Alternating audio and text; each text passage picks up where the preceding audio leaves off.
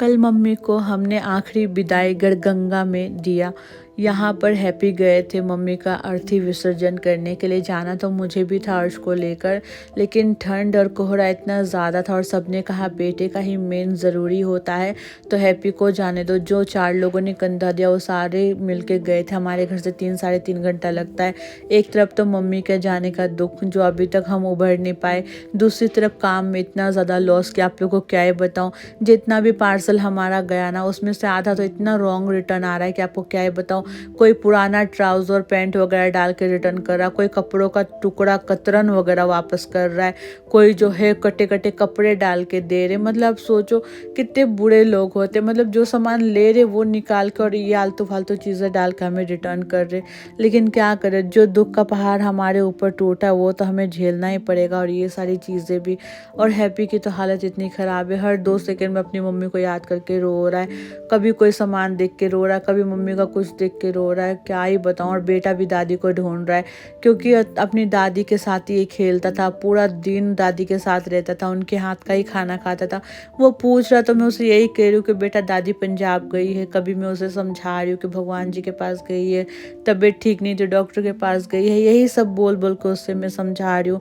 दूसरी तरफ नींद बिल्कुल भी आना ख़त्म हो गया। पिछले 4-5 दिनों से मैं कब ठीक से सोई मुझे पता नहीं।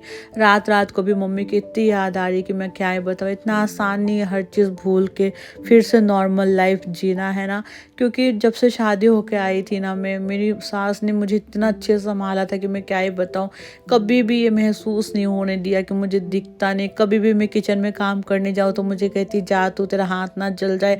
इतना ख्याल रखा मेरा, इतना ख्याल रखा। उसके बाद अब हमें छोड़ के चली गई। यकीन नहीं हो पा रहा, मैं इस चीज़ को बर्दाश्त नहीं कर पा रही। मेरा नींद चैन सब खराब हो गई है और मम्मी की याद तो मेरे दिल से जा ही नहीं रही कि मैं क्या। इतना तो मैं कभी भी किसी के लिए नहीं रोई हूँ जितना मुझे मम्मी की याद आ रही है। 6:11 तक मैंने सारे काम ख़त्म कर दिए थे। मुझे आधा कच्चा चावल बनाने थे, हाफ बॉयल वाला दाल बनाने थे और 9 रोटी मुझे आधी बॉयल वाली जो आधी कच्ची होती है वो रोटी बना के देने थे।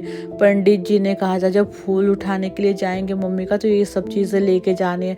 तो 6:11 में सारे बना के मैंने पैक करके रेडी कर दिए थे क्योंकि हैप्पी को जाना था वहाँ फूल उठाने के लिए, उसके बाद गढ़गंगा।